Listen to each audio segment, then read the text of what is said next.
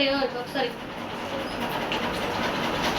Mixed fraction note చూడండి అమ్మా. Mixed fraction is always comes improper fraction. ఓకేనా? Mixed fraction ఎప్పుడు కూడా మారిస్తే మనం ఇంప్రాపర్ ఫ్రాక్షన్ వచ్చింది. 3 4/7. ఫస్ట్ ఏం చేయాలి? 7 into 3. Next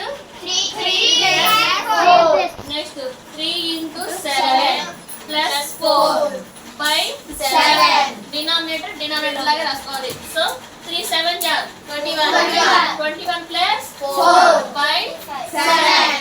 next 21 plus 4 25 by 7. Denominator 7. So A fraction అమ్మా అది? 25/7.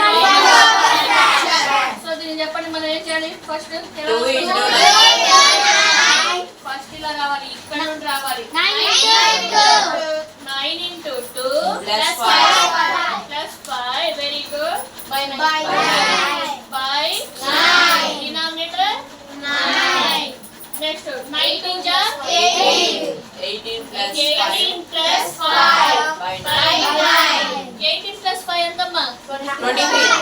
18 plus 5 23 by 9. ఏ ఫ్రాక్షన్ అమ్మా అది? Improper fraction. అర్థమైందా ఇప్పుడు?